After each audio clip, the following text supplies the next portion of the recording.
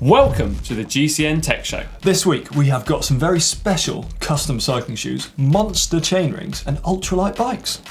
Plus, we discuss, should we go back to basics? What do you reckon? I don't know.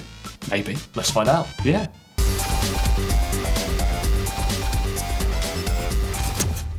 Right, what's hot in tech this week then, mate? Well, John, I think it's something you're going to absolutely love. Go on. Well, I know exactly how much you love a good pair of custom cycling shoes. Love them. And these ones from our friends at Physique are, in my opinion, stunners. They've taken the Area R3 model to celebrate the 101st edition of the Giro d'Italia. They've collaborated with another very cool company, Artful Kicks, to create these incredibly bright, abstract and bold cycling shoes. But they look fantastic, don't they? Just because it's the 101st edition, just 101 made. Oh, well, that's not bad, is it? Now, they do feature exactly the same features, basically, as the standard Aria R3. So you've got yourself a carbon sole, BOA dials, a Microtex upper. But yeah, like Lasty says, there's only 101 pairs. So if you want to get your hands or feet on a pair of them, you are going to have to be quick on that buy button. So, do you know what? If anyone out there buys a pair, let us know. I want to see what they look like in the flesh. Yeah, definitely get in touch. We would love to see those. Yeah. Sage is an American brand and they specialise in making titanium bikes. So they've recently released the Skyline, which isn't just any type bike. It's got lightweight wheels, it's got a THM stem and chainset, and it's fitted out with SRAM Red ETAP. Yeah, now all of that aside, what caught my eye the most, basically, when I got up close with those photographs, is actually the fact it's got a weld around the seat tube, just below where the seat stays and top tube meet. Now apparently, that's there to actually reinforce the seat tube to prevent any riser stress cracks, which can come from water bottle bosses. Something I've never even heard of, I must admit, but I think that's a really cool solution to a potential problem. Yeah, you wouldn't want to spend a load of cash on a stunning titanium bike and have that happen. No, that's rising cracks. That's very cool and extra nerdy, isn't it? I like that. The bike is also super light for any bike, weighing in at under 6 kilos, but particularly light for a Thai bike, which are usually, slightly heavier than carbon fibre bikes. Yeah, I absolutely love that. I like the colour. It could be a little bit lighter though, because you could chop down that steerer, save a few extra grams there. Anyway, more tech later? More tech later. So Lasty, I've been thinking, mate, and it has been hurting my head, but I reckon we should go back to basics. What? Strip away all this new fandangled tech, take it back a few decades, and have a nice simple bike. Let our legs do the talking instead of the bike. Mate, I'm worried for you, and I'm sure the viewers may well be as well, John, because you're Johnny Tech. I wish I never made that statement. And this is the Tech Channel. We love tech. Whether it's retro tech, modern tech, thinking about future tech, this is what we're about. Yeah, I know what you're saying there, but I think that basically half the quandaries we find ourselves with modern bikes is because of this new tech. So let's look at bottom brackets, for example. Half the time I don't know what chainset is going to fit on what bike without going through a notebook or actually looking at a user manual online of that bike company. So if we look back at square taper bottom brackets, you just had British thread or Italian thread, simple, job done. I like the notebook. That's satisfyingly retro. And I will give you, I think you're right to pick up bottom bracket standards as an area where there are now so many out there that it can be confusing to the end user. But I think what we should say is that those bottom brackets do offer better performance. They're lighter and they're stiffer, both good things for most cyclists. And, you don't have to replace bottom brackets too often. Sure, it can be difficult when you do replace them, but I actually quite firmly believe that the performance trade-offs for nearly every cyclist are worth it for the slightly longer job of fitting the bottom bracket in the first place. All right, I'll give you that one. But what about gears? I'm talking levers, derailleurs, cable pull, that kind of thing. Week in, week out, I get so many questions asking what works with what, and all of that could just be gone if we went back to, wait for this, down tube shifters, friction ones even. It'd also be gone if we went back to single speed or fixed wheels. I don't think anyone's suggesting we'd do that. Right. So you're also the biggest advocate of electronic gears I know. So I'm starting to think that I'm very confused about this conversation actually. Well, sorry about that. Well, really, it's just to make my job a little bit easier with the tech clinic, so I don't have to answer all those questions. But in seriousness, if you wanted to make the world's lightest bike, you could have those down tube shifters made of carbon fibre, have them in friction mode, Therefore, if you put a 9-speed wheel, 10-speed wheel, 11-speed, and these days, even a 12-speed wheel from any group set, it will work and you could be out riding. But if you went for down tube shifters, John, you'd end up like a retro rider. Oh no. Maybe we should keep STI levers then and ergo levers and double tap levers. Yeah, I don't want to be a retro rider, although Eddie Merckx, he looks pretty cool. I think we need to ask whether you'd look like Eddie Merckx. Yeah. One for the viewers, that one anyway, isn't it? You probably just look like a retro John Cannings. I'm sure there's evidence of that out there. Just black and white. All right, so I've got one for you, and I think this actually is one that bridges the gap on your question. And it's tubular tyres. So tubular tyres are still a professional cyclist favourite. I think, is there one team maybe that's used clincher tyres in the last year, to my knowledge? Aqua Blue Sport. Yeah. And they are also the favourite of many amateur racers. But let's face it, it's something of an art, along with something of an inconvenience, to glue them in the first place. And then if you puncture on them when you don't have a neutral service car, you're in a bit of trouble. Yeah, you are. I tell you what, I wouldn't want them, not tubular tyres. But actually, you're starting to sound a bit like me with all this. So, oof. You see, I would argue that I'm being pragmatic, because what I'm saying is where technology has existed for ages and hasn't been bettered, we stay with it. But where technology is new and is really good, for example, STI levers, disc brakes, dropper posts if you're a mountain biker, you bring that in and use it. So you'd go for the best of both worlds. Good point. Now, here's another question for you. If you had to sacrifice something, so a modern bit of tech but put the older equivalent on, is there anything out there you would choose? That's a really difficult question. I think that what I'd really like is, I'd love to have a retro bike. Right.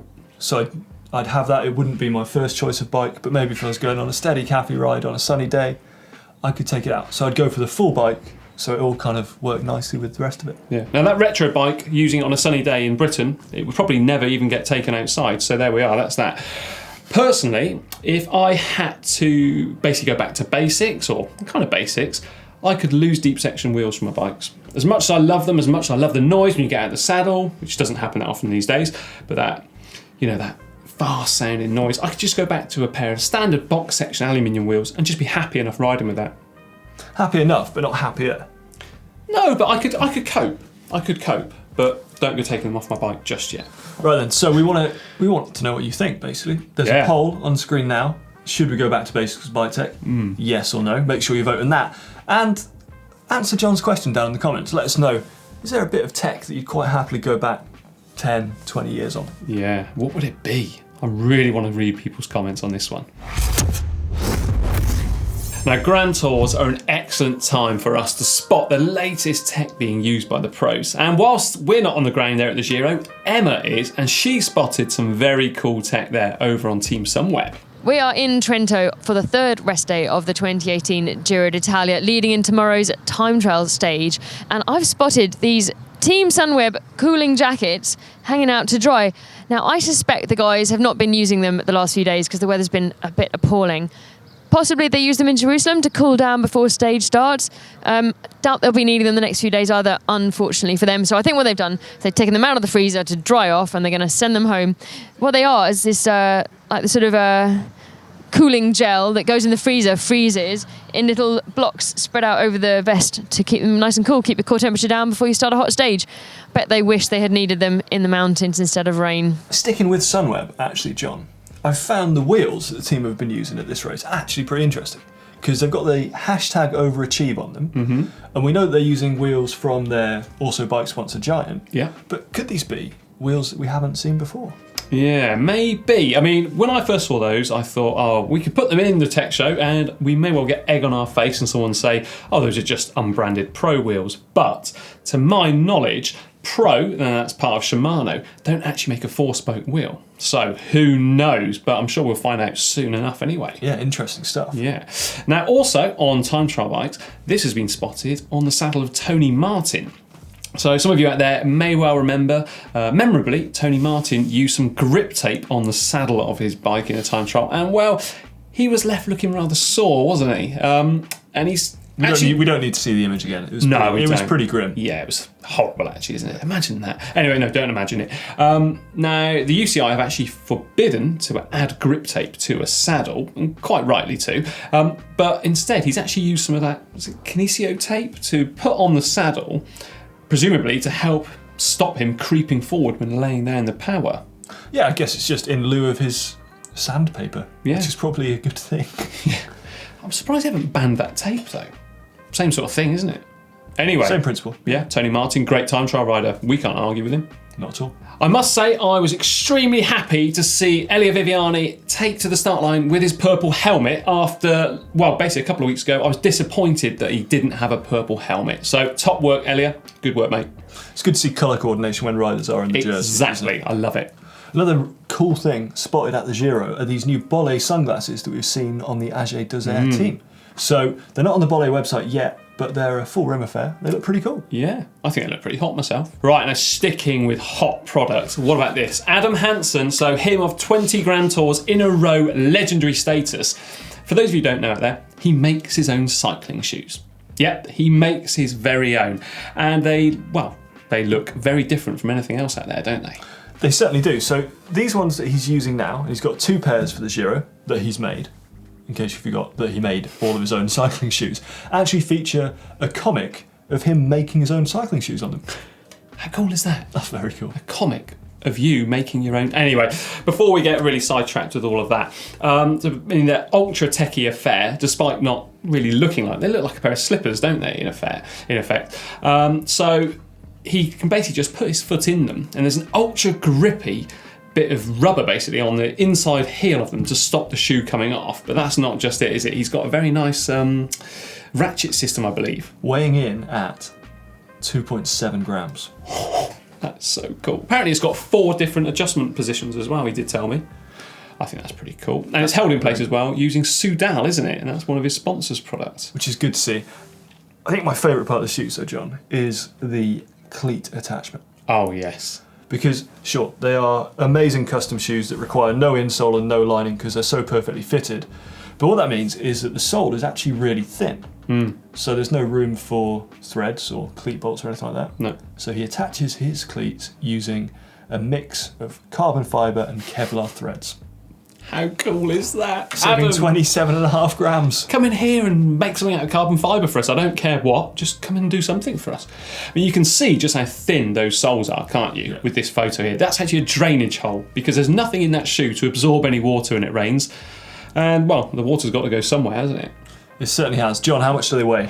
Under 70 grams. For the pair? No, each. It's just incredible. Yeah. It's about the same as a pair of socks, isn't it? Absolutely wild. Love them. Hot or not, let us know your thoughts down in the comments. Yeah. Now, sticking with shoes, just for the moment, I've spotted these, what basically look to be a spray-painted pair of Rafa shoes being used by Taylor Eisenhart at the Tour of California. Well, I have heard as well that rider, Taylor, he is actually an artist in his spare time, and I think they look pretty good. What do you reckon? Hot or not? Yeah, hot. I think they're cool. Yeah. I'd like to see what the viewers think about them as well. Hot or not? Let us know. Taylor wants to know too. The thing that I've noticed, John, is Caleb Ewan's stem. I can't actually believe how long it is. I think it's definitely at least 14 centimetres. It Got looks to be like 14. It could be a custom integrated stem and handlebar by Scott, so maybe it's up to 15, possibly longer. It's a whopper. It's just such an extreme position on the bike. Caleb, if you're watching, let us know how long it is. Now, sticking with ginormous, kind of. Now, let me tell you a little story. For those who don't know about the UK time trial scene, basically, it's really, really popular, isn't it? Yeah. So most of us old-fashioned cyclists, we grew up with club time trials once a week, didn't we? In an evening, meet up somewhere. But from the outside, it looks quite weird, doesn't it? Because you meet up in a lay-by or a village hall in a skin suit with a pointy helmet on, and well, it's just a little bit left field, isn't it, from standard road racing? Certainly, making it a little more left field is the fact that it's subject to the local rules in the UK rather than the UCI rules, which allows for some, safe to say, pretty extreme bikes. Yeah, that's right. So this one here, Martin Biabolocchi, he had actually fitted a 70-tooth chainring to his Pinarello Belize time trial bike. Absolutely outrageous. 70 teeth. To push a 70-tooth chainring, I'd need for the course to be at least 15% downhill, straight on a very wide road. And with a motor. It's just amazing. Yeah. Now, also, we see all sorts of different homemade aerodynamic games being used in these events too. I'm going to try and keep my eyes peeled and bring you, the viewers, some more aerodynamic and, quite frankly, outrageous bits of bike tech from these events. Definitely. And if you yourself push the limits of aerodynamics with some homemade kit, send a photo in. We'd love to see it. Email us at the email address on screen right now. More tech next week. Now, last week, Cyan Emma inducted Lycra to the Wall of Fame, something which, for us cyclists, I'm sure we are all very, very grateful for. However, this week, let's keep it aerodynamic, tight-fitting, and well, it's time for a very cool product. Certainly is. The Cinelli Aerolight helmet. Are you going to wear it or me? Actually, I think you should wear it, John. Oh, right, okay. Right, now the Aerolight helmet was actually given a rather unfortunate nickname, the Peapot, and I'm sure you can see why. And it was first used to success in 1985 by Bernard Hinault in the Tour de France. So he won the prologue and also stage 8 time trials. And that was en route to winning his 5th title of the Tour de France. And despite its, I guess, to modernise, really quite rudimentary appearance, it's got no vents, limited padding, perhaps offering very little crash protection, and it's secured by a simple Velcro strap. The Aerolight helmet was, one of the very first aerodynamic helmets. And if you look back at events like the 1984 Olympics on the track where aerodynamics started to be a consideration in cycling, there are some even more rudimentary efforts out there. Skateboard helmets they look like, basically. Yeah. But this one really just started the aerodynamic helmet race, didn't it? It was the instigator. So all of the aero helmets and all of the aerodynamic advances, even on kind of non-aero helmets, this came is the from thing that this. started it all off. Yeah, how cool is that? Do you know what, Tom? I'm bloody proud to own one too. Although I don't use it because, well, look at me. I knew he was going to do that. Anyway, let us know your nominations for the Wall of Fame in the comments down below. And who knows, maybe we'll pick yours. I'm going to go off for a time trial now, mate. It's now time for Battle of the Bikes or Bike of the Week. Yeah. And last week we put the Israel Cycling Academy team's De Rosa Protos up against Ryan Mullen's Trek Madone. The winner, with 64% of the vote, thanks John, is, or was, Ryan Mullen and his Trek Madone. Oh, lovely looking bike that. Right, but anyway, this week let's move on to 2 time trial bikes. First up, the Lapia Aerostorm of Groupama FDJ, full Shimano Dura-Ace Di2 group set, pro disc wheel, pro tri-spoke, and it's up against this, the Scott Plasma of Mitchelton Scott. Again, a Shimano Dura-Ace Di2 group set, a lightweight disc wheel even. Lightweight, very nice. Yeah, and you've got a Shimano C60 deep section front wheel there, so he's not using a tri-spoke. Anyway, it's time for you to vote up there. Let us know which one you'd go for. Who would you choose? It's a secret. I'm going to vote. It's so boring. I'm not going to tell you who I'm going to vote for either. Anyway, it's up to the viewers. Next week, we'll reveal the results and have 2 more head-to-head. All right, it's time for the Bike Vault, where we decide whether your bike is nice or super nice from the photos that you've submitted. Definitely, and if the viewers want to get their bike in the Bike Vault, John, what do they do? They have to send it into the email address on screen right now and include a little bit about yourself, the bike, and also where you come from. You're the man with a bell this week, and, well, will he ring it or not? Let's crack on, shall we? First up, Adrian Hall of Leek in Staffordshire in the UK. This is his Argon 18 Nitrogen. What do you reckon of that? I like it. I think it's a nice from me. Yeah, do you know what? It's a nice from me too, because it's an aero bike, but those cables at the front, they're just not doing it for me. Must point out the attention to detail, though. Adrian has actually taken a bike stand out with him. He has, yeah. So fair play, Adrian. Yeah, fair play, Adrian. Nice bike, mate. Right, let's move on then, shall we? Andreas Palides of Cyprus. This is their BH Ultralight. Again, cool photo. I think it looks like it could be a stunning place to ride, but the background's a bit busy for me. That's a nice... Yeah, it looks a bit abandoned in the background, doesn't it? Yeah. It's a nice... Yeah, it's a nice bike. Matching bottles, do like that. Nice bike. Now this, Daniel from Switzerland, this is their Peugeot PY10 FC. So basically it's a carbon mainframe with aluminium seat stays, chain stays, and aluminium lugs as well. I think that is super nice personally. I think it's super nice. Yeah. Does it for me. Should we ring that bell? Whoa! Whoa! I said ring it, don't smash it. Steady on, Lasty. Right, we've got Jason Patry. Basically, rides in mid-America on gravel roads. And this is their Moot Route 45. Look at that. So, first of all, the background of the photo, those just look like incredible gravel roads to go ride on. They do. It's a titanium bike. Love a titanium bike. And I also really like... What have you spotted? You've spotted something on there, haven't you? I think he's running a mountain bike cassette back there, isn't he? Yeah, he's got an XT derailleur. Yeah, so The he's i2. maybe he's got an 11 through 40 or something on the back. Yeah. I don't know what size chainring he's got, but he's got what looks like a wolf tooth chainring, so he can run a single ring. Yeah. Super nice, Jason. Yeah, Easy decision. super nice, easy that one. Absolutely easy. A quieter one, not Quieter because one the this bike is time. any less nice, but because John's hearing suffered last time. Now, finally, we've got Joanna Urca, and this is Formentor, Mallorca, a place which we know very well, don't we? This is their BMC GF01, Gran Fondo 01. I like that. Oh, you know what, John? I think that's a super nice. Yeah, it is a super nice because they've put that in a different location. It's not the normal place where Got we out take there. pictures of. Got all the way they've out gone to there. Formentor on big ring. Yeah, Not an inconsiderable feat. the old big dog. Matching bottles, bar tape, GPS cover. That is a super nice bike. Nice one. And matching cables, actually. For the... Oh yeah, matching cables too. Super nice. Attention to detail. Top work, Joanna. Top work. Now, like we said at the beginning of the section, remember to submit your photos using the email address on screen. And who knows, maybe Lasty will ring his bell for you. Well, anyway, that is it for this week's GCN Tech Show. On that note, like we said, comment and let us know your thoughts on all of the tech through the video. And if you want to get your photos in, email address is on screen. It certainly is. Now, remember as well, what's coming up on the channel this week? Well, on Saturday, I get to check out the Trek Madone of Ryan Mullen, that bike that won Bike of the Week last week on Saturday. On Sunday, we've got spinning versus grinding, the Geek edition. Yeah, I'm keen to find that one out. What are you, a spinner or a grinder? Who knows? Anyway, Monday, I'm back in here in the maintenance set showing you how to balance your wheels, something which has really been a popular demand from the viewers. It's an extra nerdy one. Yeah, but it's not too nerdy. But like John said, it's one of your requests. Yeah. So if you do have a request for content, tell us in the comments, message us. Let us know. We'll see what we can do. Yeah. And on Wednesday, back in here for the Tech Clinic. Tech Show. Yeah. So there we go. That is it for another GCN Tech Show, John. What Why is it videos? sad at this time of the Yeah, it's sad, isn't it? What video should we send them to? I think. Oh, why don't you check out some Giro d'Italia content with Emma? Click just down here.